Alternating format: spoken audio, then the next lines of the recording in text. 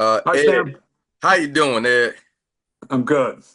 All right, well, Ed, I don't know if anyone told you, warned you, or anything like that, but before we get started with any podcast, we like to do something called the over the top intro because we're very thankful and for you giving us our time. So we got to butter your bread a little bit, okay? Is that Okay, I'm cool? in. All right, let's get started. My next guest is an award-winning producer, writer, and director. He is also the voice of Arena Football League on Spike TV. He is also plays center in the NFL for the Arizona Cardinals, and for 1 year protecting a veteran, Dave Craig. And fun fact, personally, in 1996, I didn't acknowledge his very existence, but we're here to talk about that. What we're here to talk about is the great film Arcades and Love Song, The Ballad of Walter Day, making its LA premiere at the TCL Chinese Theater, April 17th, 2025. Ed Cunningham, welcome to the podcast.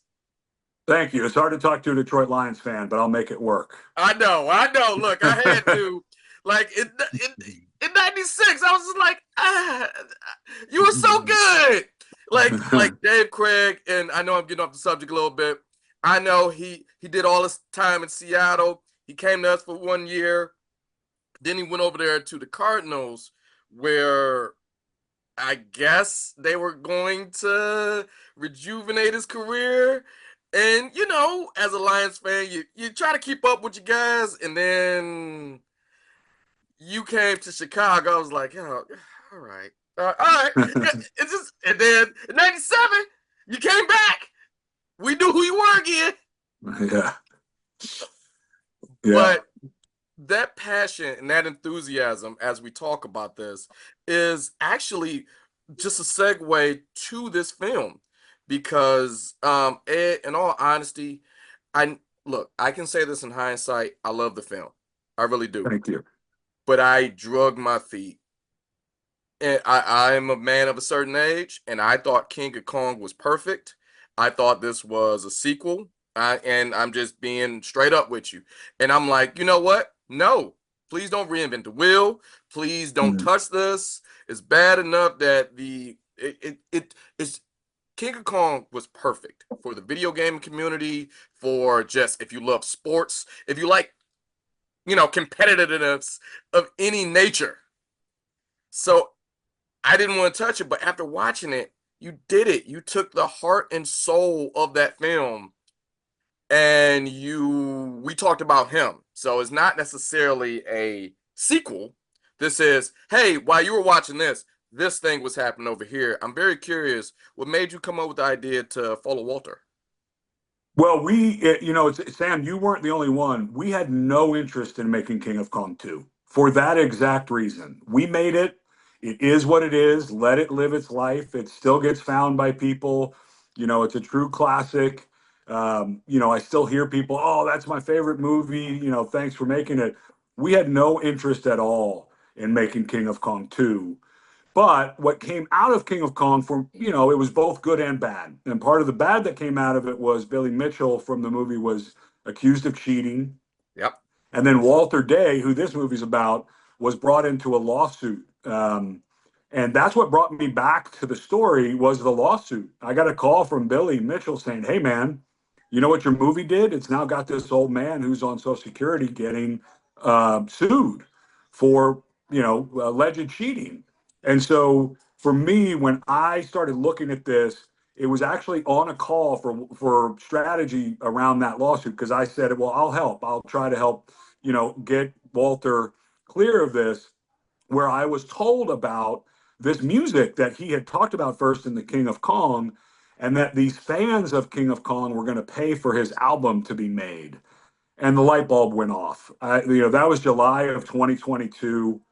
I called Seth Gordon, who directed the first film. I said, hey, man, this is what's going on with Walter.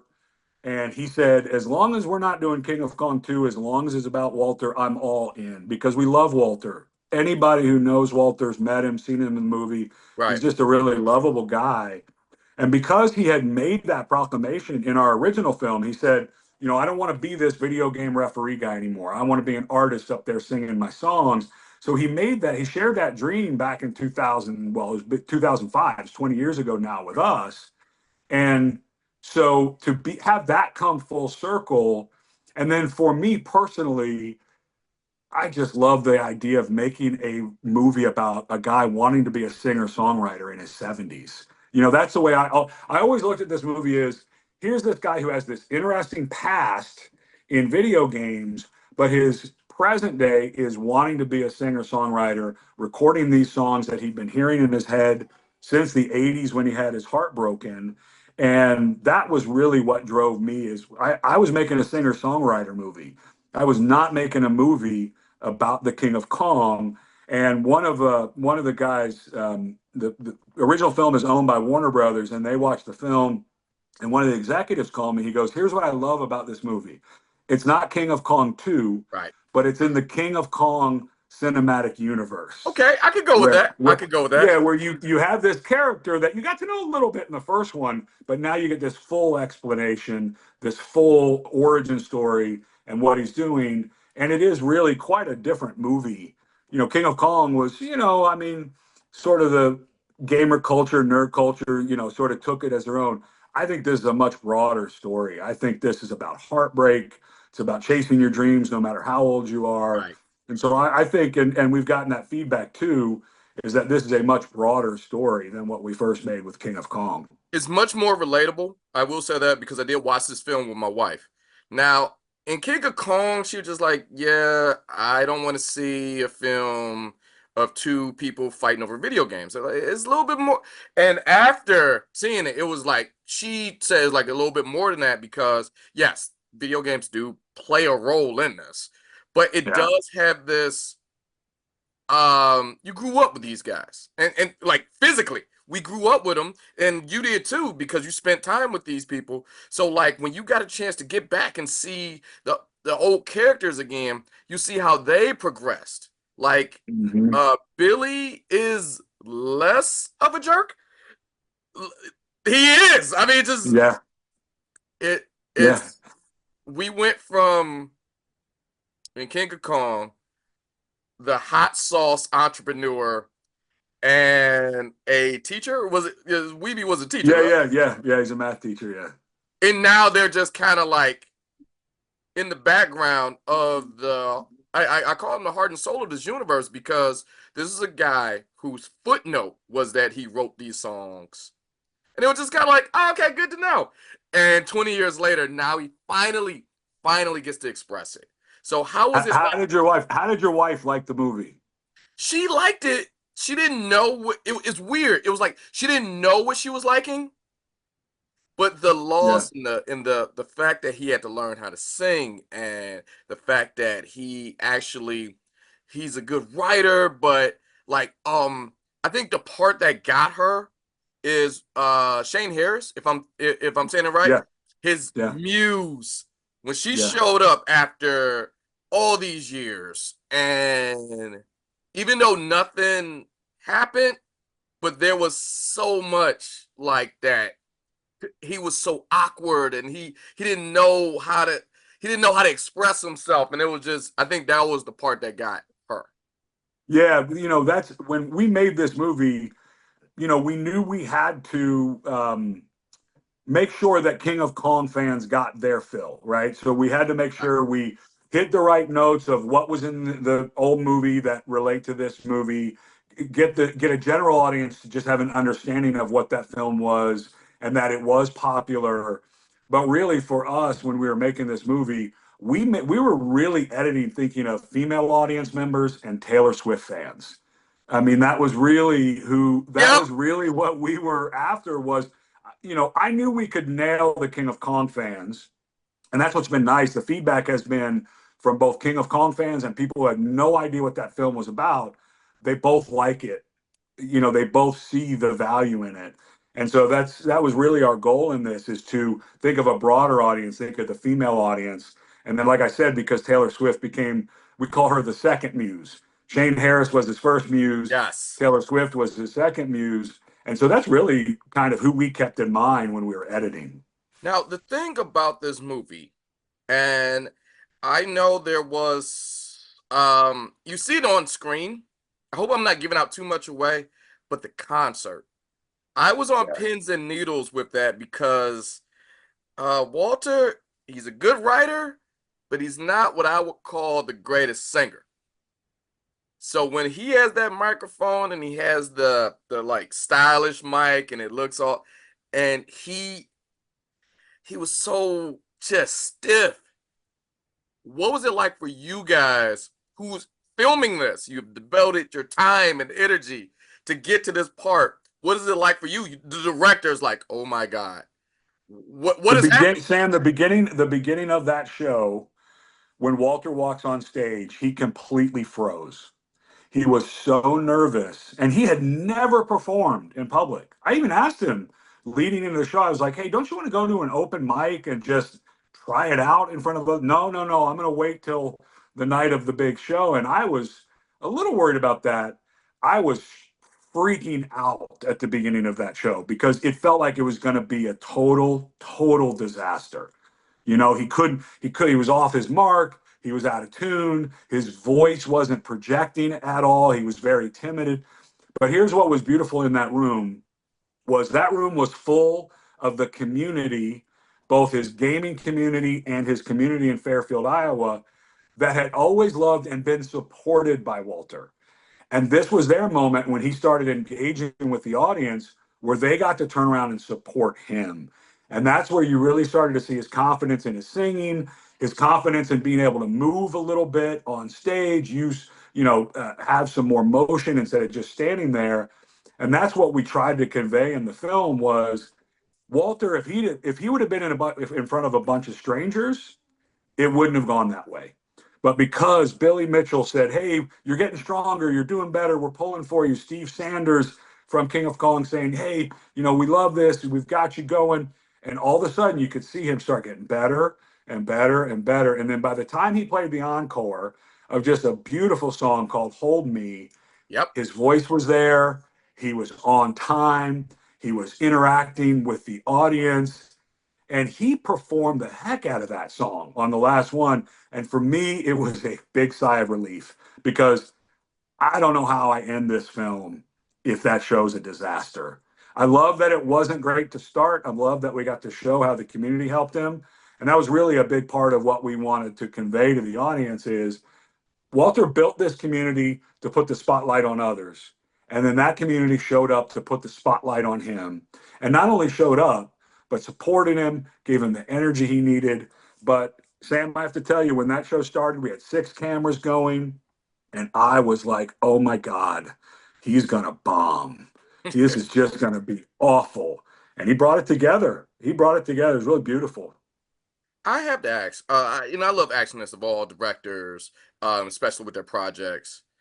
You spent quite some time with them. What was left on the cutting room floor for this film that you kind of wish maybe we should have went a little bit more in depth with that? We test our films a lot. We show them to a lot of people in their different iterations.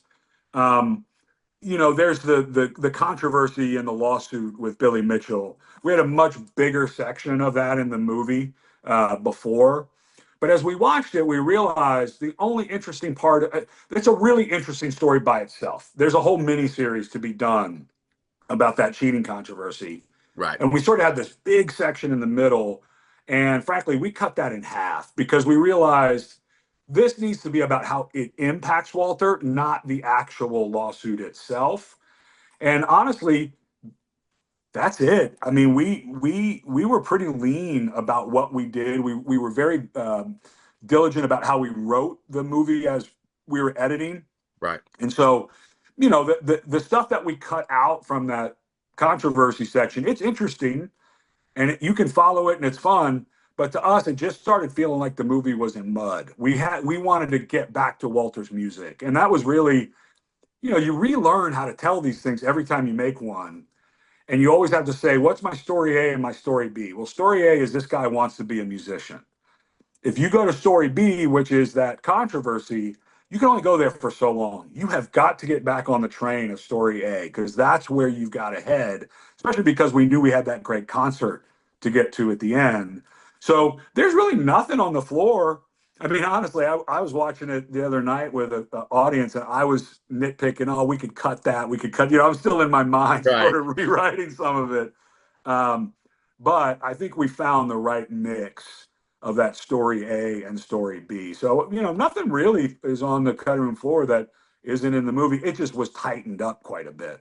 I see. And I thought it was very, very bold for you to cut out the Taylor Swift duet with Walter, and they went on the world tour. I thought that was a very bold move. That was a bold move. I don't know why you cut out the entire Well, second leg of the okay, I'll concert. give you one. I'll give you Okay. one, Sam. This didn't make it in the film.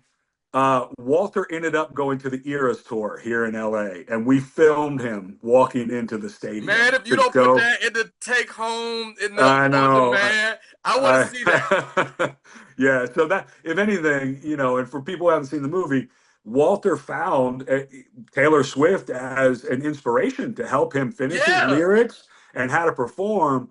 And the day that we filmed that, it was the day before his live show. And we had told him, we said, hey, we got to come over to your place, and almost like the Rocky montage, like you're practicing for your show. And we walked in, and he had up on his screen all these Taylor Swift videos. And he turned to us, he's like, have you ever heard of Taylor Swift? It was like, a 73-year-old man who's just discovering this pop star. And it's really sweet and organic, but she really was a big part of him getting the confidence to finish his music, finish his lyrics. And then also, he would stand there in his office watching her videos and mimicking what she was doing as a performer because he had never performed before. So why not? He said, why not go to the best if you're going to do it? But yeah, come to think of it, that Eras tour, it would have had to come in the epilogue, and we had to wrap up the lawsuit and all this other stuff. So that's one scene that's on the cutting room floor. That's pretty great. Well, you had some screenings before the big one that's happening next week. I got to know, what did the fans take away from you? Whether it be new fans, King of Kong fans like myself, how was the response thus far? Yeah, so it played in Philadelphia, which I didn't get to go to, and then I live in Long Beach, California. It played here at the Art Theater, so that was my first chance to watch it with an audience, and it was so it was really nice to see the audience get what we were after, because you never know, you don't want to be too direct with your storytelling. You don't want to be, you don't want to beat people over the head with the themes and all that. But boy, the audience really gets it. And the other thing, because I've known Walter now for 20 years, we first time we filmed with him was 20 years ago for King of Kong. And everybody, even people who had never seen King of Kong, never even knew about it, talk about he's so lovable, he's so rootable. I just want Yeah. him to do well. I was so nervous for him when he couldn't sing at the beginning of the concert. And the one thing that's been really cool at that screening, there was probably 20 people at that screening who got dragged there by their King of Kong friend, by their friend who's, oh, you got to see the King of Kong, you got to come see this. And I talked to like 5 or 6 of those folks who had never heard of King of Kong, but they only came because their friend told them to, who just loved it. They were like, I didn't need to know anything about King of Kong. I didn't need to even know this world existed. And I walked in and I was sucked right in. And now I got to go home and watch the King of Kong. So there's going to be a whole nother fan base that comes out of this movie. That's great. Well, we're getting around that time. I gotta ask, much success, and I wish you luck on the TCL premiere as well as just the digital release and everything else you got.